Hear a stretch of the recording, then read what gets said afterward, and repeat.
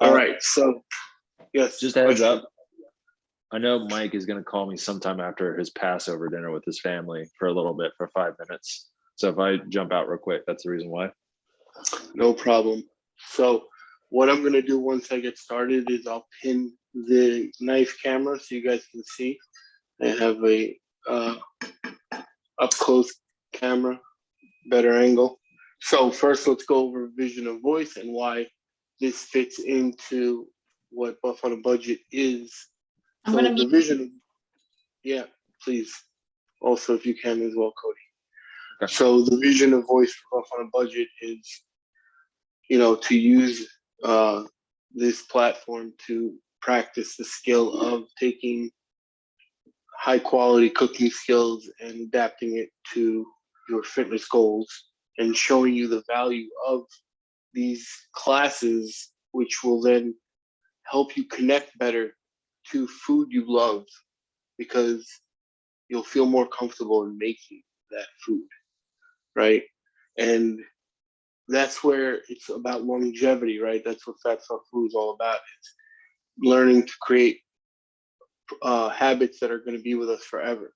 So if we can learn to not just, and that's what I was saying about Israeli salad earlier before we started, was Israeli salad is not a recipe, it's a principle, right? In Israel, we don't use spinach or romaine lettuce or things of that nature.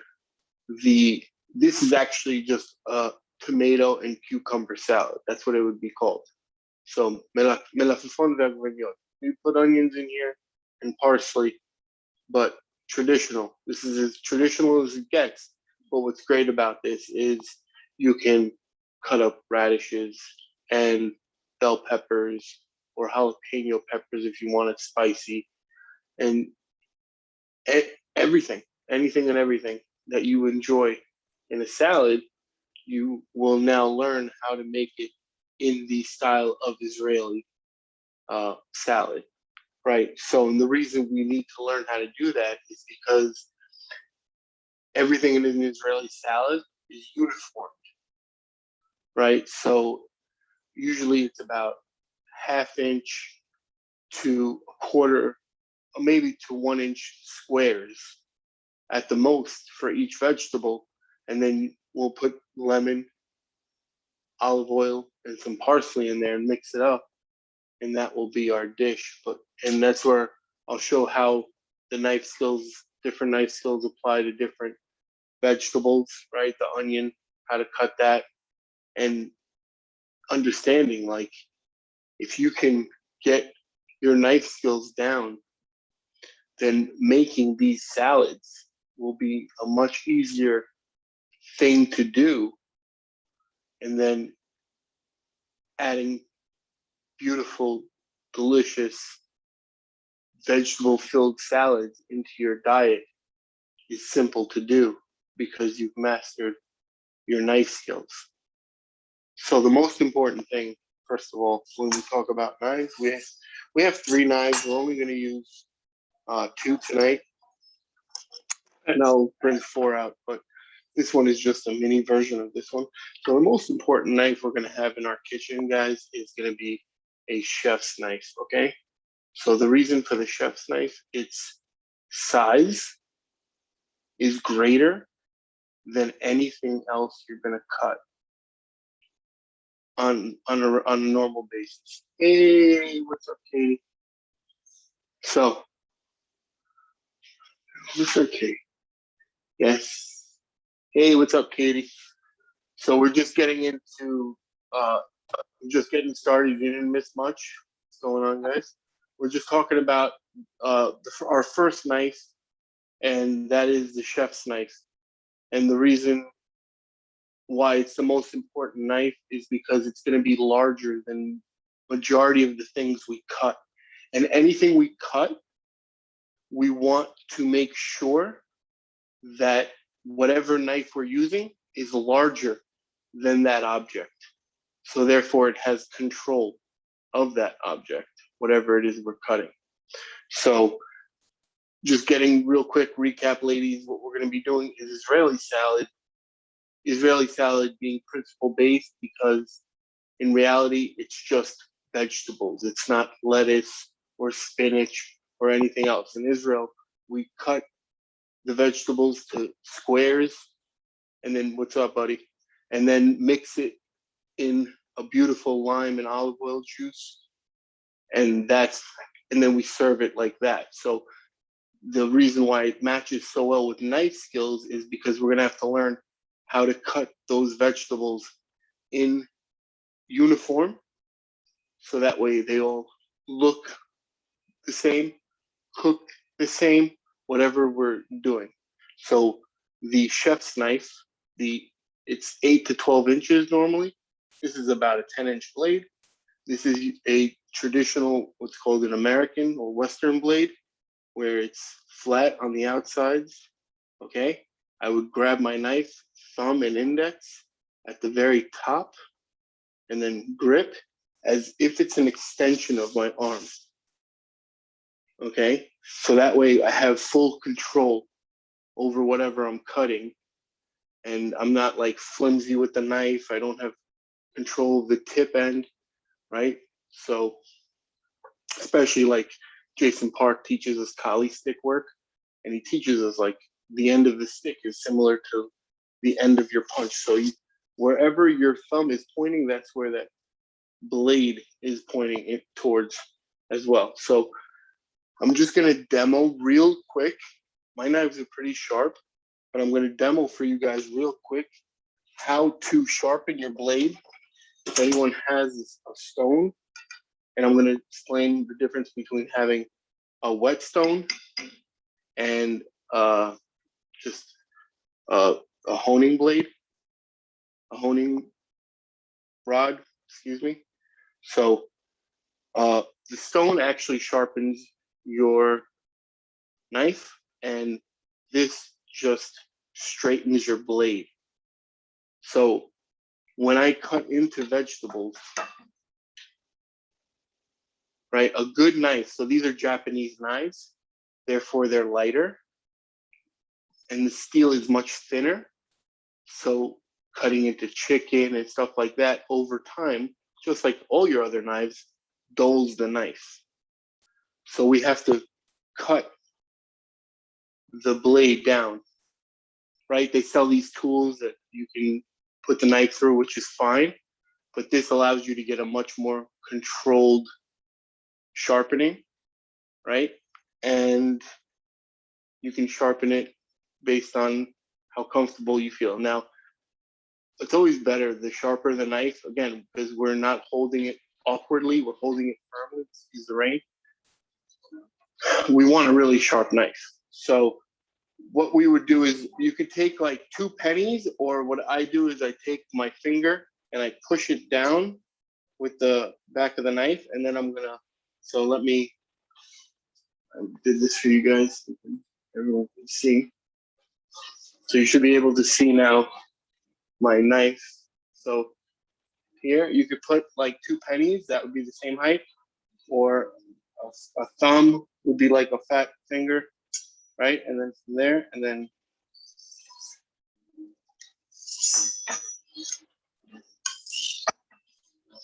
just so you guys can see, there's a 1,000 grain and a 6,000 grain. Because my knife is already pretty sharp, I'm not going to use the 1,000. 1,000 is gonna, I'll do 1, but it's, you can hear. I think you should be able to hear the difference on that versus this one, which is a much finer, right? Just to finish off that blade, you can barely hear it. So what you would do is, if your knife is really, really dull, you go to that 1,000, right? And then run your knife through.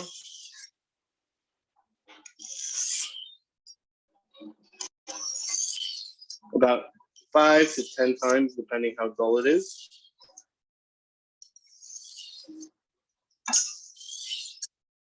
Right? And you could see if like one side will be sharper than the other, then you turn the blade around, do the same thing. So you go from the fat end to the tip, to the fat end to the tip. And always, always, always, when you're sharpening knives, either a towel or a paper towel, because you just polish steel off of that, right? So you want to make sure there's no steel left over. And then, look, you can take your vegetable and see how,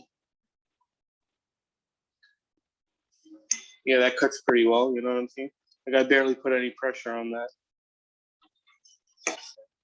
If I put a little weight, it's cutting right through.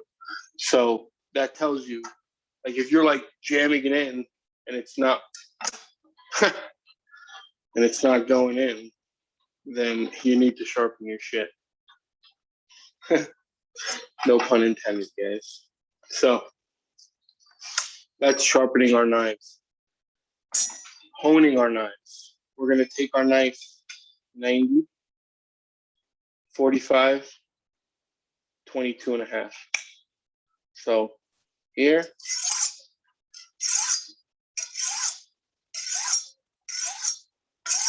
you do the same thing here. Again, 90, go 45, go 22. And this is the only time you're doing this is between preparation, because you're just straightening out that blade, because we used it, so it's going to curve a little.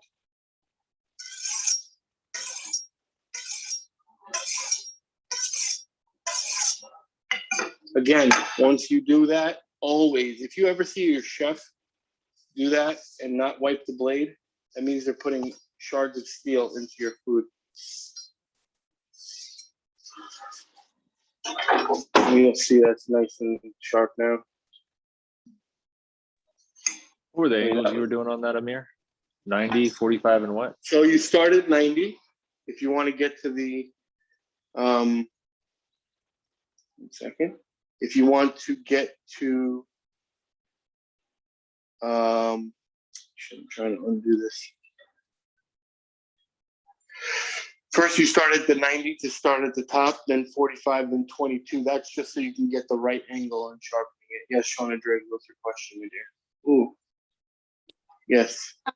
We have a knife that has a serrated side and a flat side. Can we do just the flat side? Yes, you would have to do just the flat side, but I would highly recommend for your next birthday, let me know and I'll get you a nice knife.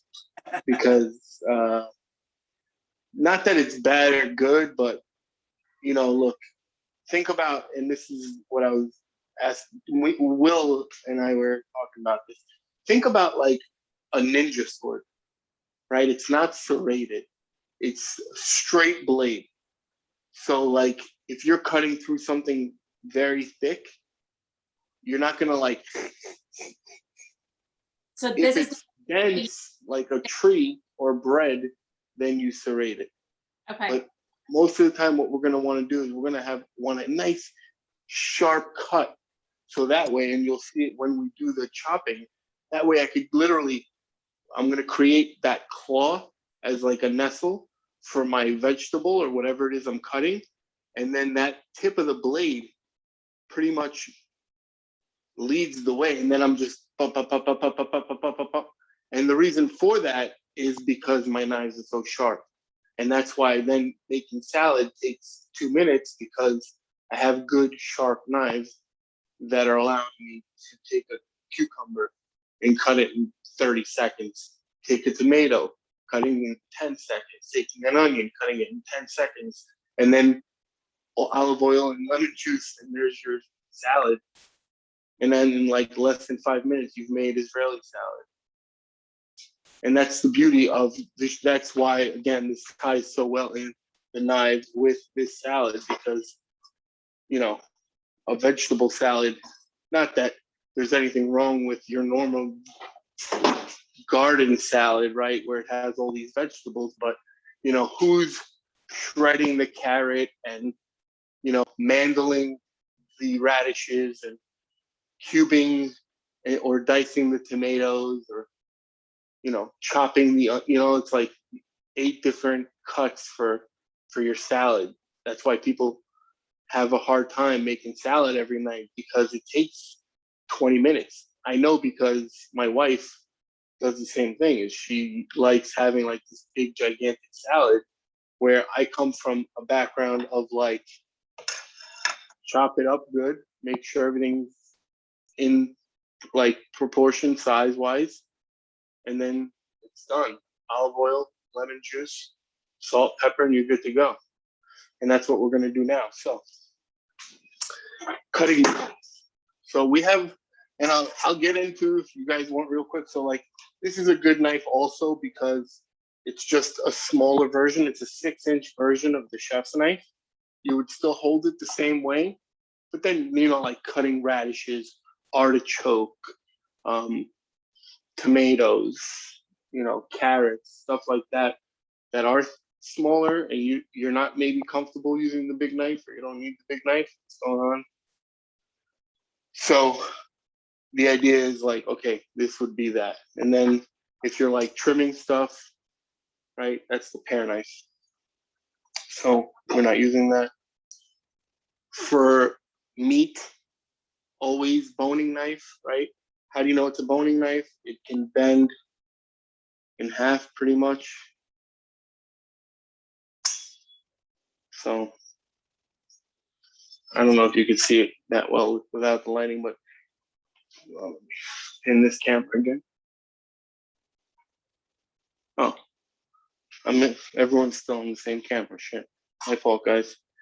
So yes, so you should be able to see this, right? Yeah, because Cody, what we want to be able to do is like get under a piece of skin for salmon, or if I'm cutting through fat, or bone even. If I'm deboning a chicken, I don't want a rigid knife. I want a bendable knife that can go around the bone, through the cartilage, like really getting the most out of the chicken, right? Just completely removing the bone. So the most three important knives is 1, chef knife, 2, your boning, and I guess this would be your butchering knife, and then a pear knife that just fell, or a little guy like this. So cucumber, we're gonna do 1. Start with that. Everyone can see the knife. We're on the knife here. Yes. Good. Okay. Cool. Thumbs up means we're good. Mayor, hold it down towards the other camera, towards the cutting board. What knife are you talking about? Were you holding yes. Yes. Let me do that. So chef's knife. Okay.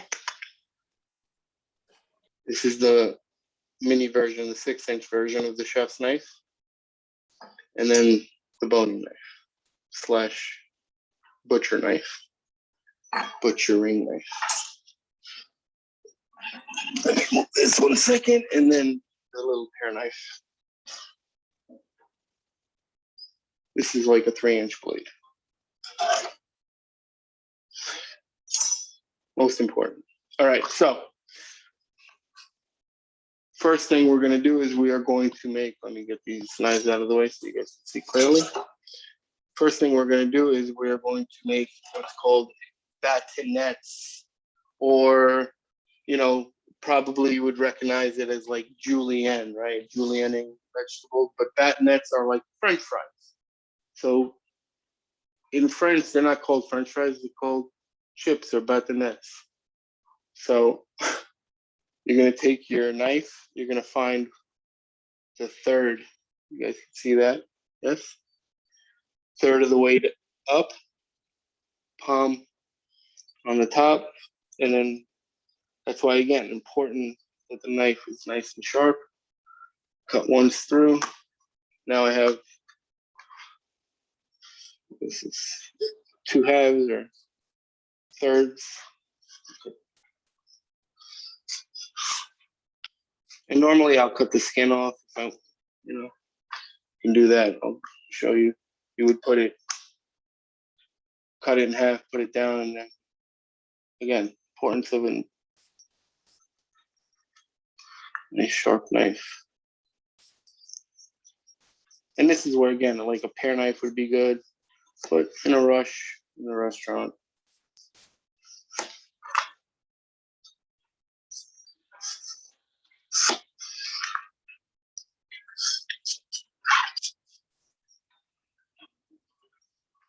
So, same shit. Excuse my language. One's with the skin, one's without. And out of here.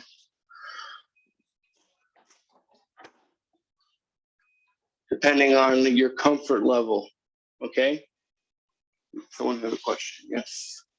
No, or you just didn't put your hand up. So, depending on your comfort level, 1 or 2, start with 1, right? Just do 1, take the point of the knife here, and now we're going, let's say this is 12 o'clock. I'm pushing my knife towards 12. See, let me get these nice sticks. Right, you're more comfortable.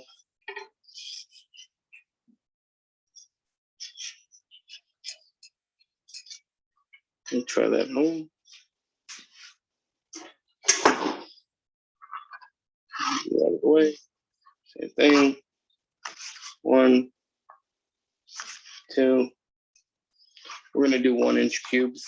So then I got all my nets, or not all of them, but again, something you want to get comfortable with. Don't like take the whole cucumber and try to do it all at once. So do like half the cucumber. So here's where we take our hand in like a basket motion, and we're gonna internally rotate. So this is a movement group. You guys should know what internal rotate means. Point your thumb towards you, so it doesn't sneak in by accident and you cut your thumb. So you rotate. Your 3 fingers should be controlling it, 2 on the outside, 1 in the middle, and the thumb isn't behind, like a push pop, right? Not like the push pops when you were a kid, Flintstones push pops. You push it from behind to raise the ice cream, right? Same thing. I'm gonna push the cucumber through the knife. So I'm gonna start, and that's how I control with my.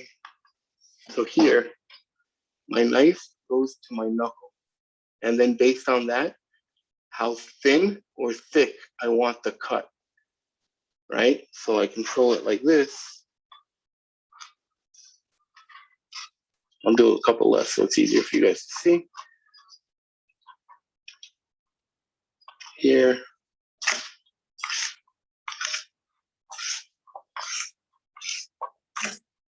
And just keep pushing it from behind with my thumb, and everything's exact same size. I'll cut through.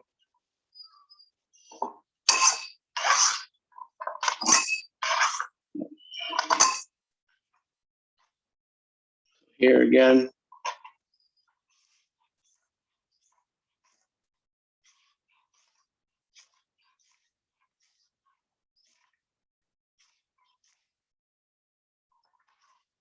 You get to control the size based on, and again, right now, you could, as you get more comfortable with this, you pick up the speed and the quantity of the sticks that you're doing.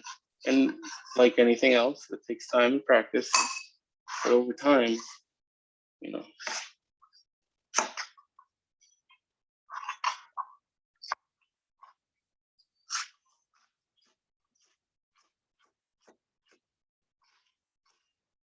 you see the knife going like through point.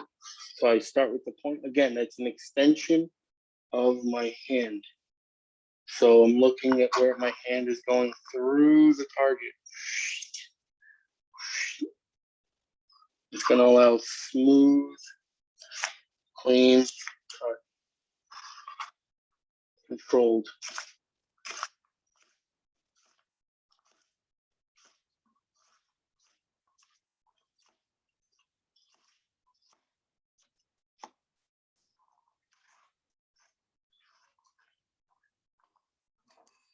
Important, sharp knife. So that's my cucumber. Our onion next, the infamous. Any questions so far? That's how you would cut anything you want cut into sticks. So a potato, sweet potato, zucchini, cucumber, right? Anything that's a vegetable that's long. Yes. No problem. Good. Bye. Have a good evening. Thank you. So, no problem. So, tomato and onion are a little bit different because their texture is very, let's say, not uniform, not dense enough to get that type of cut. If you cut them like everyone else does. So, first thing we're going to do, we're going to cut the onion down the middle, making sure we split the root in half. I'm only going to use half an onion for my salad. I used 1 full cucumber for my salad, or 3/4 of one. So I'm going to cut this is, everyone can see, the root side. I'm going to cut the back end off, right?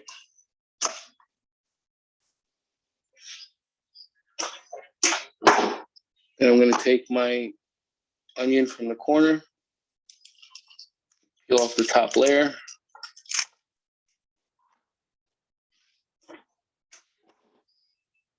So the root is important because it keeps it together when we're going to cut it. So first thing I'm going to do is I'm going to take my knife. I'm going to take my fingers again here, and I'm just going to cut through the top. Again, here, look. Boom, and through. Very simple. Then I'm going to braid it. From the tip down, from the tip down, from the tip down. And then here, again.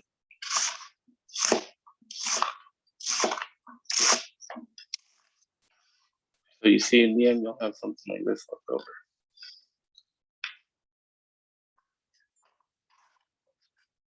Your onion should be cut nice and square and uniform. You guys want another demo on that? You Question? definitely need a good knife. Yeah, well, again, that's why this ties in so well together. Cody, you're on mute if you're talking. Yeah, I was talking to Alex, but yes, I realized how much I need a whetstone. That is my lesson from today. I tried to cut the cucumber and I was like, why won't you go through? Yeah. So, again, like you see how clean those cuts are, like smooth like butter every time. And that, again, just cuts your cook time or prep time in a third, Yeah, So I agree.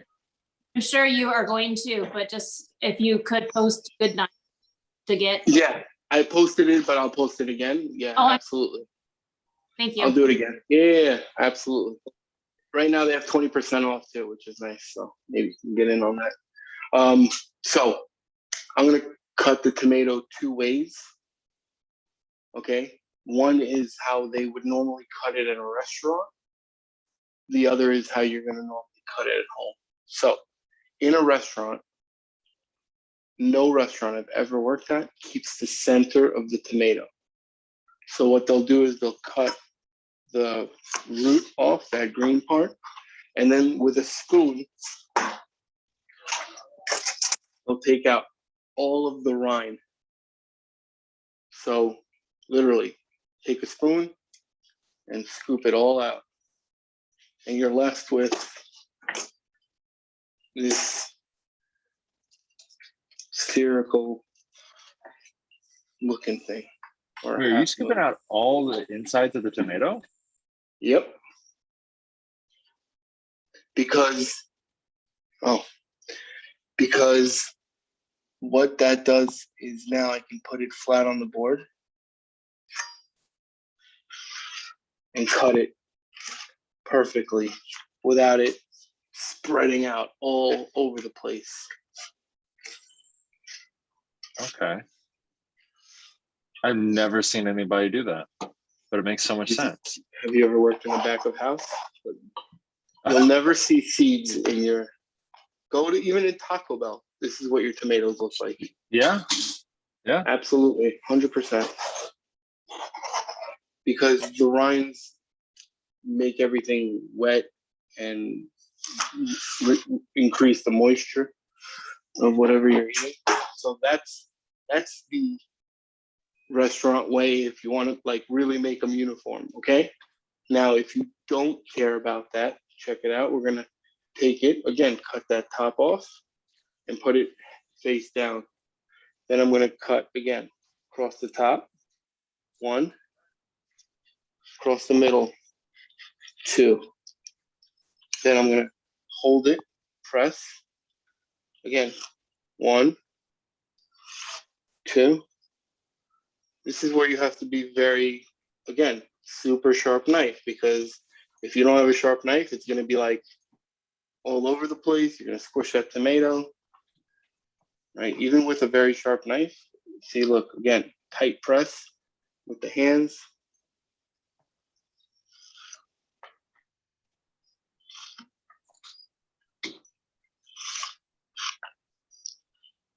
So you see how much more, I mean, I got it all.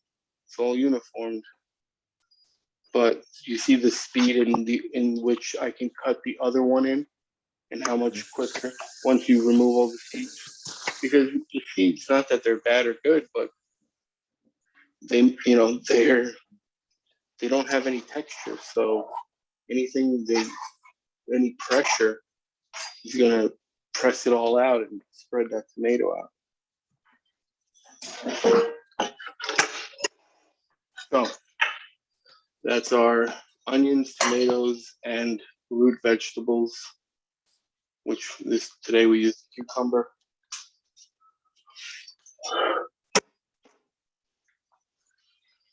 Now I have my lemon. So the best way to get the juice out of your lemon without getting seeds everywhere. Oop, shit. I'm gonna put my lemon down. Put my lemon down on the board, press here. Then I'm gonna take a fork.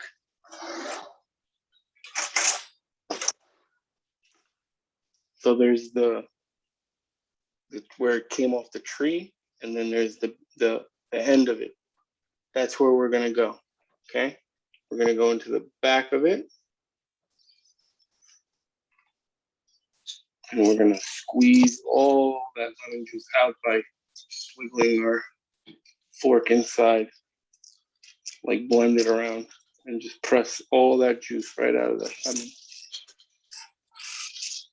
And that's how you save yourself from having, because we're using the entire lemon, that's how you save yourself from having to worry about pits getting everywhere. And you can see them coming out also.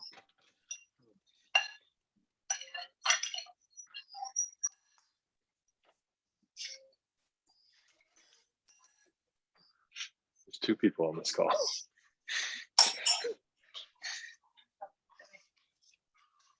I'm gonna take my parsley, cut the end off.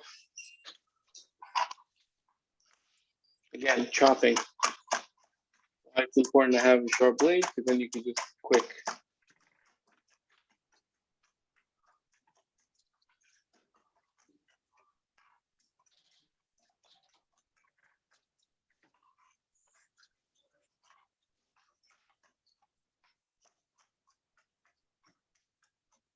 Oh, Israeli salad. What can you do with this right now? You can add tahini to it, make it a beautiful, delicious tahini. You can have this with your protein on the side. Traditional. You can have this with your breakfast, with your eggs. You can take this and blend it to make a gazpacho. You can take this. We're gonna add salt and pepper.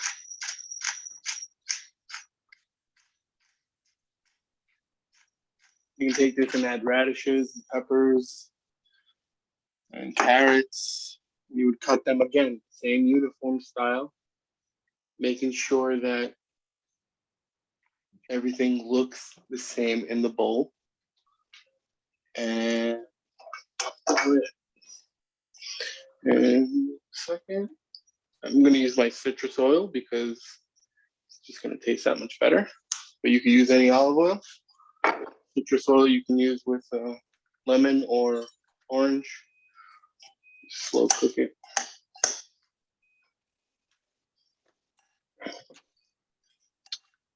You can also cook some quinoa, let it cool, and mix this up and have like a tabbouleh.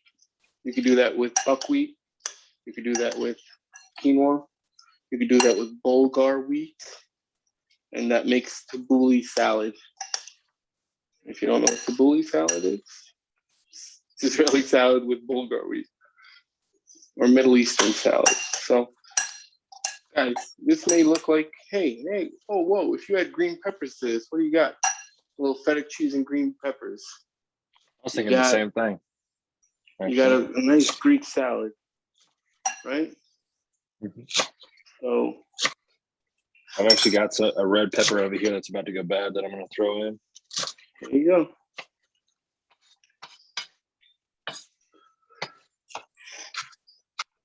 Add your olive oil. Again, make sure you get a nice drizzle of olive oil in there. Actually, add a little bit more. Salt and pepper for taste, guys. I mean, I think this is the most fun I've had actually making a salad, to be honest with you.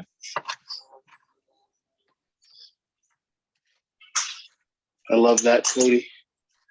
Because again, what did we talk about? Buff on a budget, man. It's connecting you to the food. So it's a joyous process, not a tedious process. Yeah. So I do have one more question and my hand is raised, but Yeah, no Just- problems. How dare you, Shauna Driggs? I know, I'm just gonna take it off. So my lemon didn't make it home. From the Okay. grocery.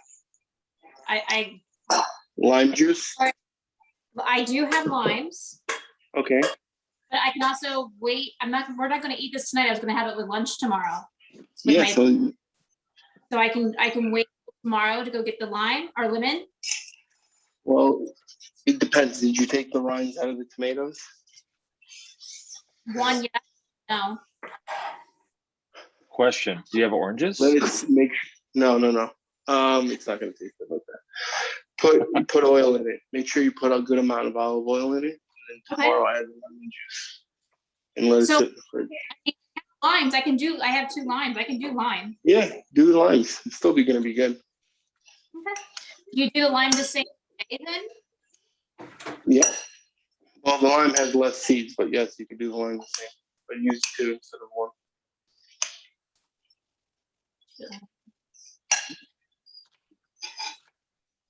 Yeah, I was like, where's my lime? Where's my lime? Boom.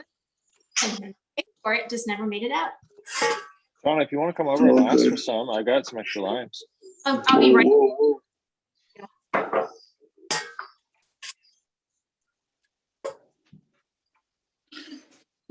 So, do you see how beautifully we were able to connect the essential knife skills, the essentials of having a sharp knife, into creating, yes, it's an Israeli salad, but no, it's an Israeli style salad because you can, again, a good knife like this will cut through a potato, through a radish, through a carrot quickly, right? Mhm. Again, talking about like a katana. I mean, it had to cut through a good amount of flesh. So same thing. You want a nice sharp Japanese blade or American blade is okay. So like Costco has this set that I have also. That's by Thomas Keller. It's really nice. Oh. But I would highly, highly recommend the $100 that you're gonna spend on a Japanese chef's knife, and it'll last you a lifetime as long as you don't put it in the dishwasher. Just clean it with soap and water, and then sharpen it once or twice a month. or once, I'm sorry, once every month or two, excuse me, every month or two, sharpen it. And then you're good to go. And you saw sharpening takes literally fucking a minute, not even 30 seconds on each side is more than enough. Because you're doing like, again, if you're doing it monthly or bi-monthly, then it's not gonna, you're not gonna need to use that 1,000 grain over and over. You use that the 4,000 or anything from 3 to 6,000 for a finer, for the finer part of it. How you like that salad, Cody? Really good. Really fresh. The peppers add a good contrast to the onion. Yes. And that's why it's so easy to sneak in radishes and peppers and all these other things, because they play off of all the other flavors that you have in there. The citrus, the fattiness of the oil, the freshness and the of the parsley, right? So it's like you're taking all this, again, it's talk about a garden salad. This is a garden salad, right? It's very simple to make, very easy. Like you can make that during a lunch and be a good lunch. So eat it too. Yes, absolutely. And something very, very, my grandmother, like this was every morning she had Israeli salad, and she would have it with tuna salad. She would have it with hard-boiled eggs. She would have it with like smoked salmon, because the saltiness plays really nicely with the vegetables, right? So sardine, Will would probably be a fan of this with sardines because he loves sardines, right? But that saltiness plays really nicely and you don't have to put a lot of salt in the vegetables, because if you're adding a tuna or a sardines or a pickled herring or something of that nature, then that's already bringing so much salt and flavor into what it is that you're making. Sorry about that. How you guys like the salad drinks, Glenn? I like it. Now, calorie wise, we're talking low. Yes. Super low calorie. And this is beautiful. Like you can put this on top of grilled chicken. So grill some chicken and put this on top of it. I do like falafel waffles. Oh, there you go, Shauna. So taking falafel batter and putting it in a waffle iron, and then putting Israeli salad and tahini and hummus on top of that. Right? Wow, I never even thought about that. I really like the quinoa and the tuna salad. That's gonna be this week, and I have extra. I can make more. Exactly, and that's again the beauty of like the quinoa or the Bulgar wheat. They're gonna soak up all the flavor of the lime and the acidity from the citrus and the tomatoes. I'm sorry. I really want to do those steak skewers with this. Yeah, exactly.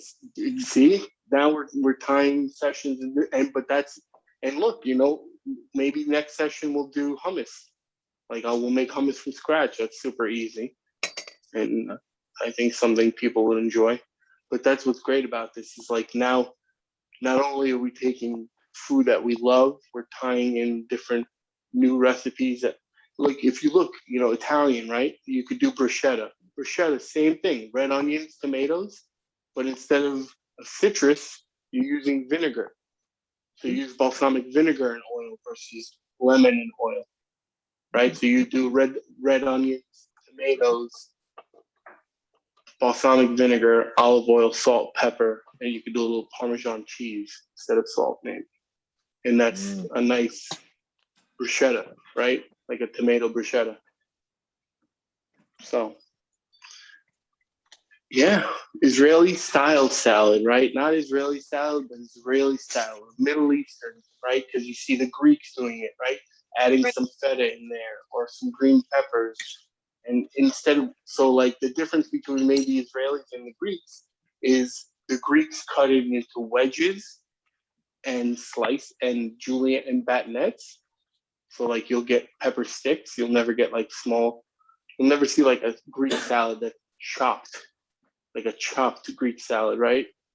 You would always it's always big pieces of tomato, big pieces of paper, because they like that big flavor in each bite. So Cody's going to town on it, man. Yeah. I'm Hey, hungry. but like, right? Like making this with some falafel or putting this in a pita. That's why it's small, right? Because Israelis, we put everything in pita bread. So all the salads are chopped up very fine.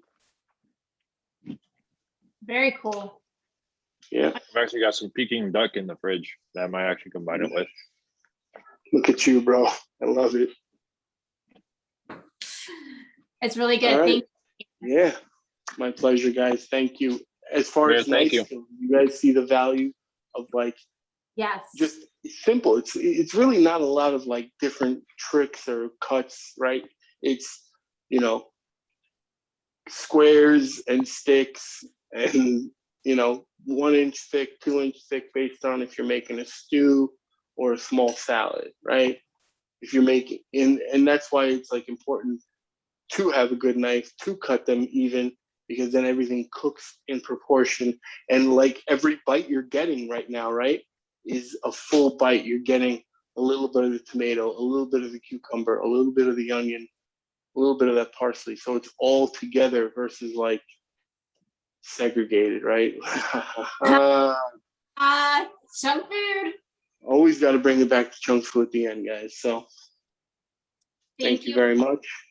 Thank My you, Amir. absolute pleasure. Have I a appreciate great week.